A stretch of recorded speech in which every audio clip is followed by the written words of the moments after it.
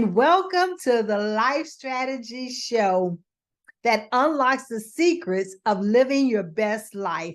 I'm your show host, Maxine Phillips, and today we have another phenomenal guest with us. Before we get started, I want you to understand, first of all, reach out, let someone know that you're watching the Life Strategy Show where we drop platinum nuggets, not golden nuggets, but platinum nuggets. And two, Life strategies is all about what have you put in place to get you where you are today. And that's what my special guest shares with us each week when they come on and they bring this information forth. Next is Level Less presents the Life Strategy Show. I'm the founder and I'm the CEO, but Level Less is all about success without levels. It's about knowing who you are. It's about knowing your worth, how to advocate for yourself, and how to continue to succeed on your own terms. So as you see sitting before us, we have Kenneth Cooper. Kenneth is here today to share with us information about a book that he wrote. I'm going to have Kenneth to come on, unmute yourself, Kenneth, so we can get this conversation started. How are you today? I am wonderful, Maxine, and it is an honor and a pleasure to be here. And I hope you're doing great too. I am. Listen, I love what I do and I do what I love. And so that's what I help individuals to understand and trust that they would do the same. So I ask you to be my special guest today because you have written a book. I had an opportunity to meet you probably about a year or two ago. And I remember the day that I was at Office Depot getting some printing done for the business as usual. And we started becoming engaged in a conversation.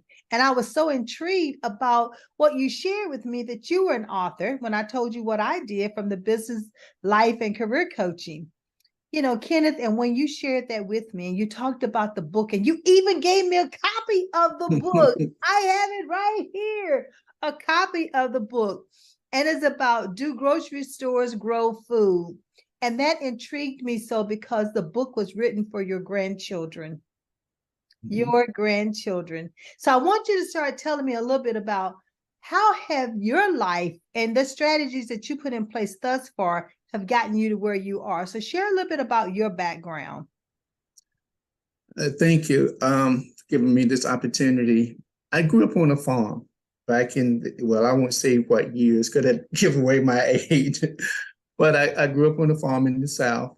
And like all other teenagers and at my age, we wanted to leave the farm. And our parents go to school, go to college, and get education. And so I left the farm and spent a little time in the military, worked for corporate 500 companies, started my own business. But then later in life, I was fixing breakfast one morning, and I know it had to come from above. Like, do people really know where food comes from? Did they really understand going to the grocery store and how food gets to them?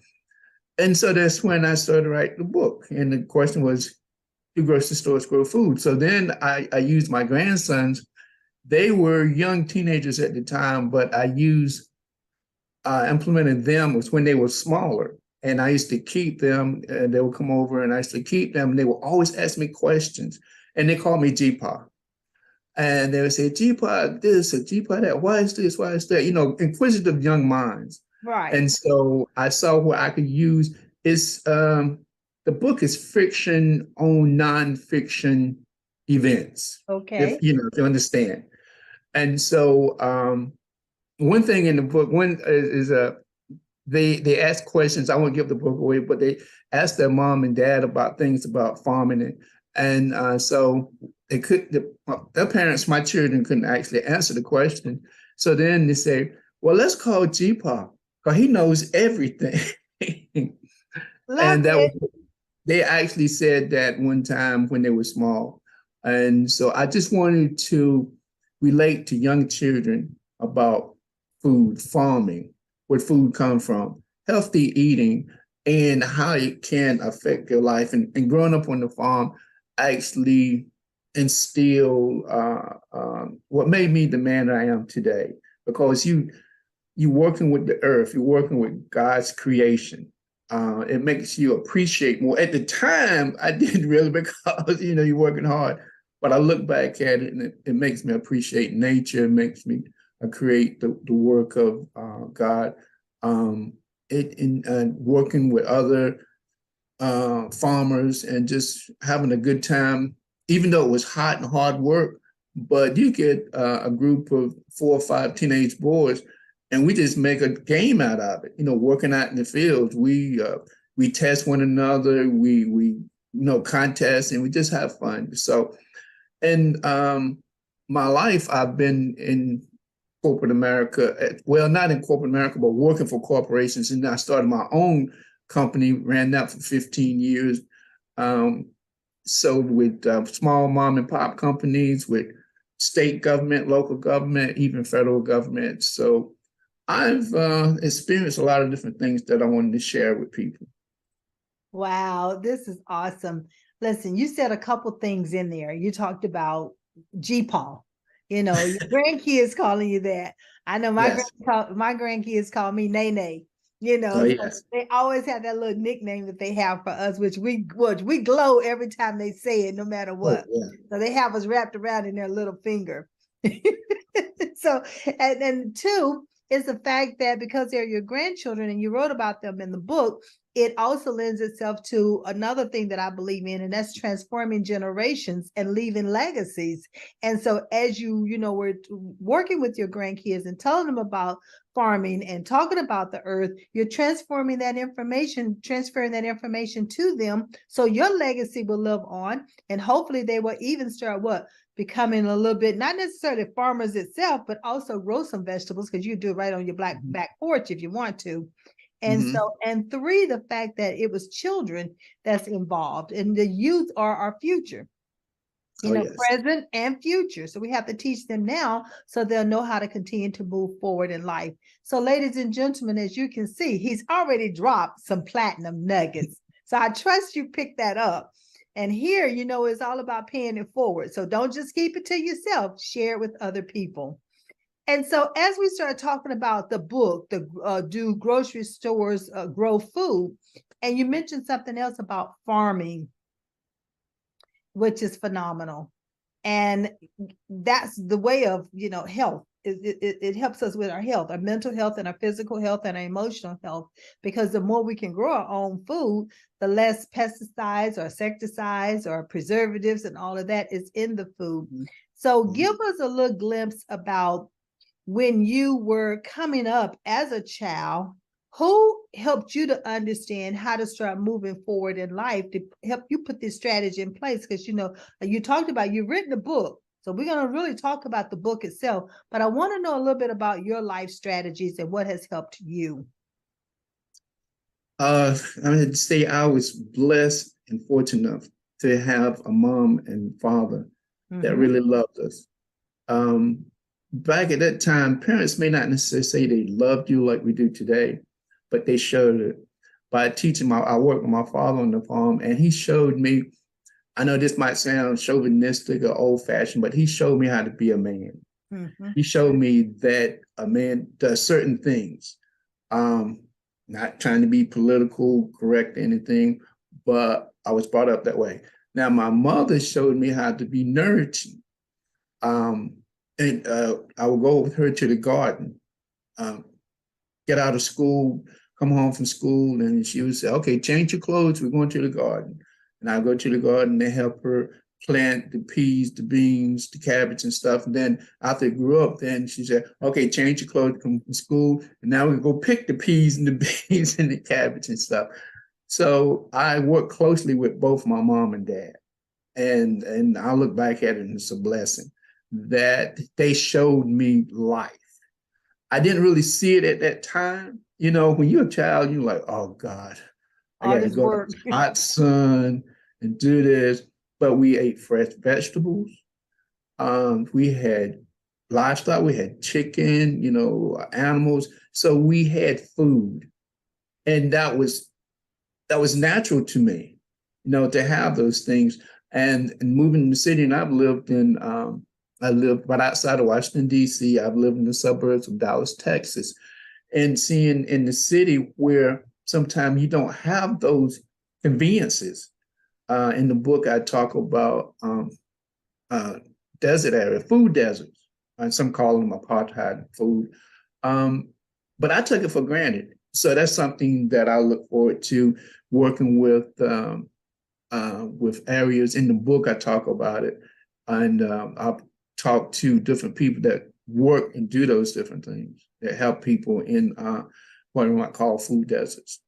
Wow, that's nice because food scarcity is so prevalent, and even with the children being out of school right now, we have some, areas that also have food available for these teenagers to come, for parents to come to, for college kids to come and get food even during the school year as well as during the summertime. So we definitely need places like what you're talking about.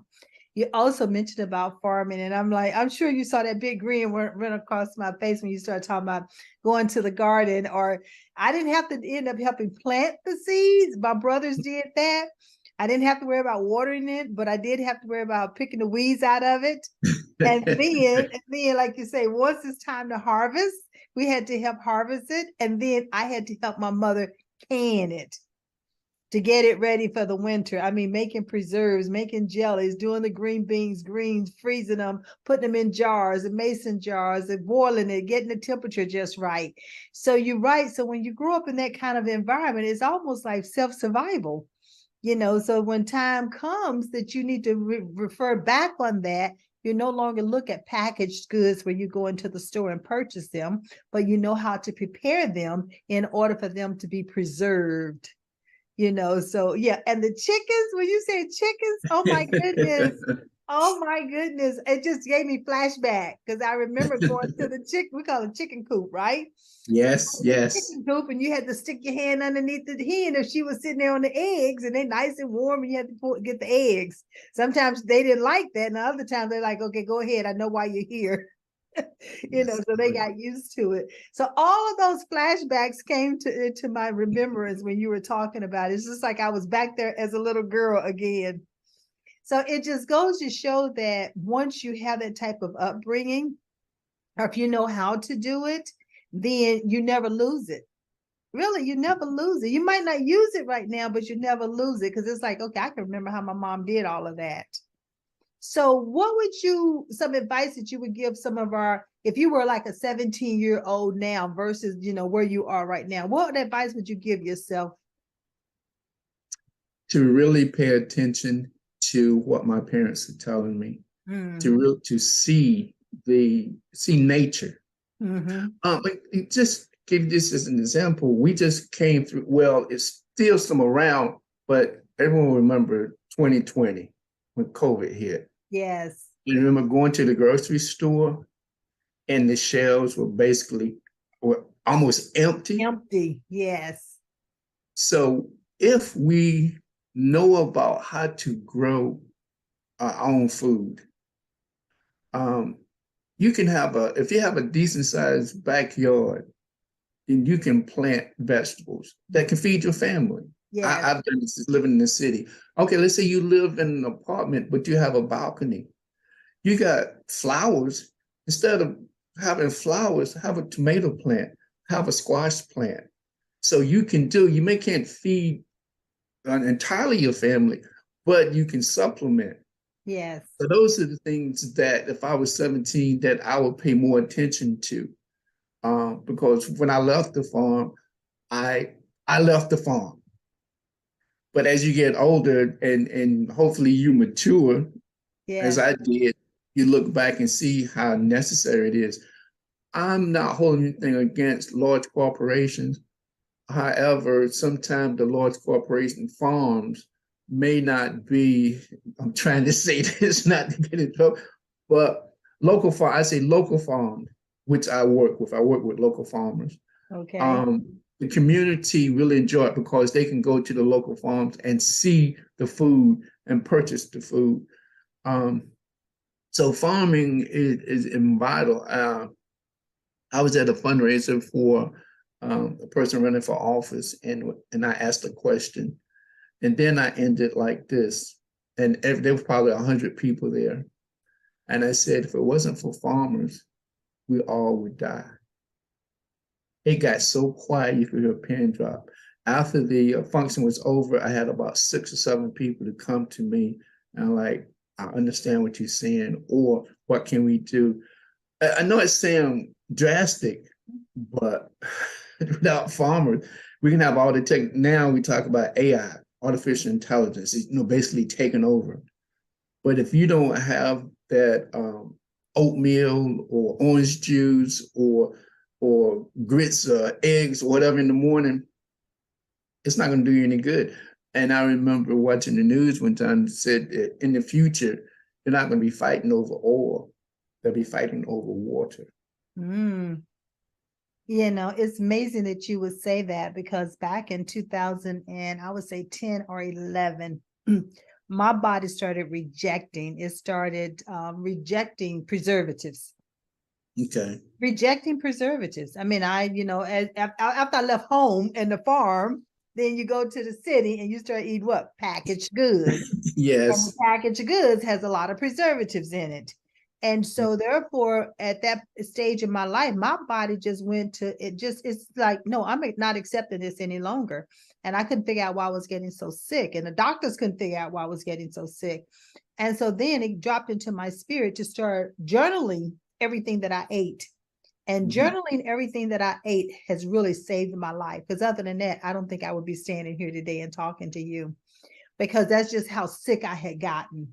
And it got to the point that it was affecting my heart and it was affecting my brain. And a lot of times people don't understand that preservatives will affect so many different areas in the body, and it causes so many different illnesses. And so, but once I started journaling and narrowed down what was the culprit, then I started eliminating that from my diet. And then I started getting well. So the doctors couldn't help me because they thought I was allergic. I wasn't allergic to anything. I had a zero intolerance for preservatives. You know, and I'm still that way. Not as nearly as bad, because there's something else I discovered about 3 weeks ago that the doctors couldn't discover. You know, so it's like you have to be an advocate for your own health. You know, and you have to know your body better than the doctor. Now, I'm not going to say don't go to the doctor. That's not what I said. I said, you need to know your body better than the doctor. So when you share with the doctor what the diagnoses are that you see your body is going through, don't let them talk you out of it, because they're not inside your body. You are, and you have to make sure that you advocate for yourself. So you're so right as far as knowing how to plant those vegetables and using your balcony, you know, using pots, using trays, using buckets, and these vegetables will grow. And just think about it. You put a potato in your pantry or in the cabinet or whatever, and it's in the dark, and you've not done anything else to it. Next thing you know, it starts growing, you know, out of, you know, that little, what they call it, the root starts growing. Yeah. I had a sweet potato who did that. It's like, I think I need to cut that off and go and put these sweet potatoes in the oven and bake them, because other than that, they get ready to grow and multiply. So that just goes to show that all we have to do is pay attention and start working at work what we know how to do. And let's get away from all these packaged, pre-packaged preservatives, you know, because they're not going to tell you everything that's in every single item that's in the food that you're eating. It's not going to be there. But if you do have words there that you cannot pronounce, hello, Houston, we have a problem, right? And so I love the fact that do grocery stores grow food? So let's talk about this book a little bit. Tell me about it was Caleb and what was your other grandson? Jalen. Caleb and Jalen. Tell us a little bit about why you chose Caleb and Jalen as your main characters of the book. Well, for one thing, and in the book also, it's not just talking about you know, farming and growing food, but I also wanted to show the relationship between a grandfather and his grandsons. That they, you know, first they go to their parents naturally. Right. But after their parents, and in the book, you know, they ask questions. The father's cutting the grass, so he's busy. The mom answers a few questions, but she's asked your father. And so when they say, well, let's call Jeepa, which they call me, and we talk, and I tell them I'm gonna take them to the farm. I have friends to this farm. So like I said, this is fiction on events and nonfiction because I have a lot of friends that are farmers and go there. So it shows most of it. It's three generations: myself, my son, and my grandsons. And we actually have that relationship in real life. Beautiful. The oldest one is 21 now. I don't know if can I talk about universities? Can I call the university name?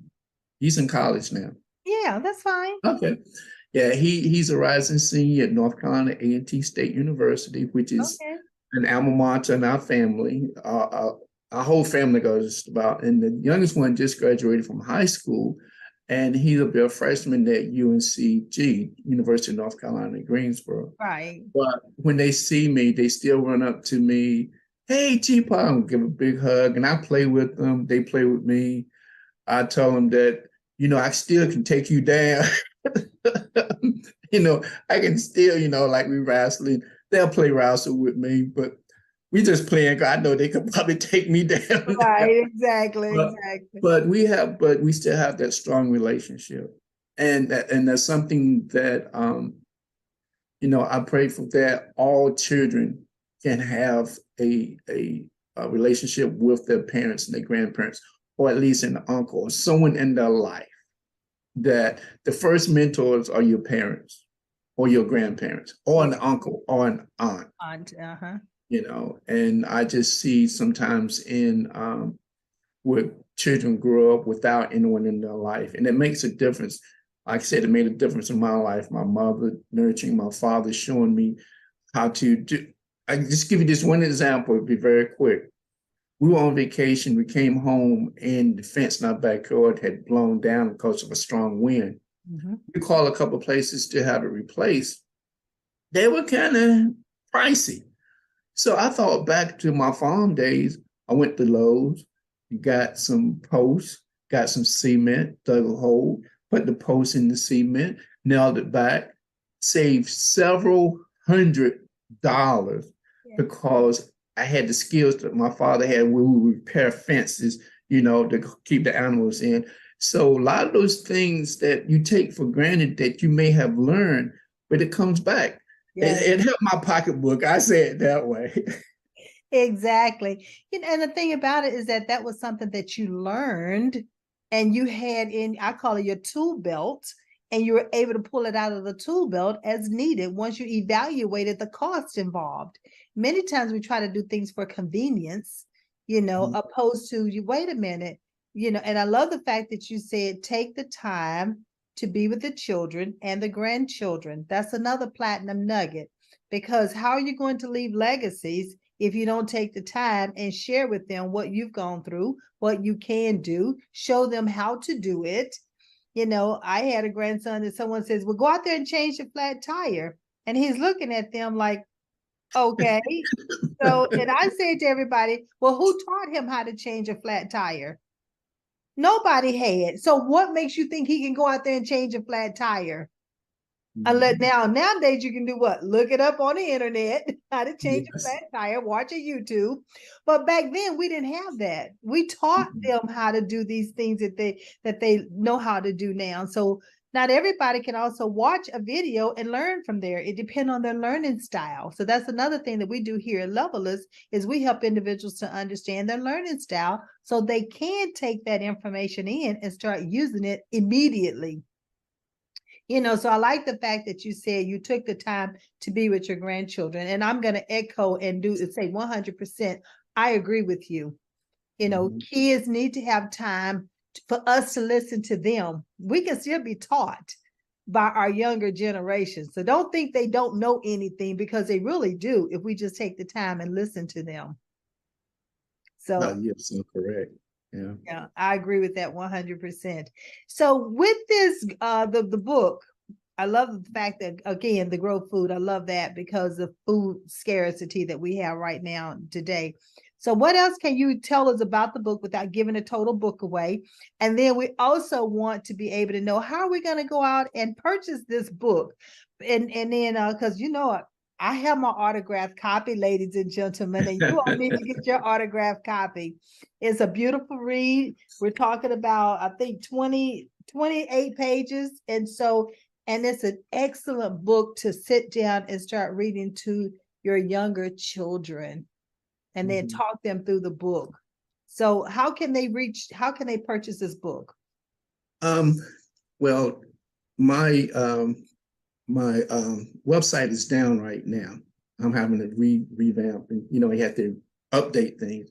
Right. But my email address is BUSENSE bizsense100@gmail.com. Again, BUSENSE100@gmail.com. Contact me. And for volume for schools, I have sent I've sent them all across the country.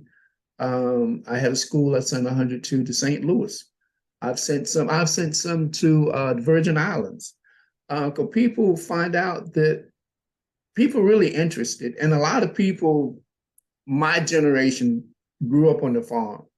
We left the farm. We went to college or we went in the military, but it's still in the back of our head, And another thing too is to expose the public to farming. Young children, my book is basically written for first grade to fourth grade to fifth grade, but I've had some junior high students read it and enjoy it. I've had teachers buy the book that teach elementary school, and they say they're going to use it as a book, a part of their curriculum. Yes. But to expose, I am president of a nonprofit organization that we work with farmers. And one of my positions is to expose the public to some of the problems that farmers have today, but some of the joys. I don't know if I talked to you since then, but I did a documentary that I've shown in Washington, D.C. to Congress people, to USDA. So my goal is to help people in any way that I can. Yeah. And since I have the farming background, my background also is in office equipment and electronics, but right now I'm working toward anything that I can do to help the small farmer and expose some of the things that they're going through, because some of the small farmers are really being pushed out to the larger corporations. Wow. I love the fact, and I can hear it in your voice and I can see it on your face, and your heart is just oozing through, that you have the love for helping farmers. And I mentioned to you that I'm going to introduce you to Mr. Tenney, the Tenney Group, because and I want to say that because the Tenney Group, ladies and gentlemen, puts on a harvest ball in the fall. It's the November time frame, and it is geared around the Black farmers. And so I definitely want to make sure that the two of you all meet, because I think that's an excellent, some synergy right there in itself. You having a love for it, and he has a love for it as well. And I love the fact that you said that teachers are also purchasing the book. So teachers, this is a book that you can read. Parents, this is a book that you can read to your young children. Your young children then eventually start reading the book to you, and then they start telling you what they read. And it's always about the comprehension as well. And you also said that the book can be sent around the world. And the platform that we use here, Pod TV, we air and stream in over 200 countries. So we're on Roku, we're on Amazon Live, we're on Facebook Live, we're on Pod TV Live, we're on Spotify. So there's no limit to where this information can go. We want you to understand that you can reach out to Mr. Cooper, at the BUSENSE100@gmail.com and contact him and get your orders filled. Let him know how many books you need. Now is the time to do it. The kids are out for summer. Let's get them prepared for the fall. Let them start reading and let them start planting and getting their own gardens going. So I'm also, Mr. Cooper, you're available to come out and speak. Yes, I am. I was just going to say that traveling up and down the East Coast, if it is within my capability Well, I'm based in Raleigh, North Carolina.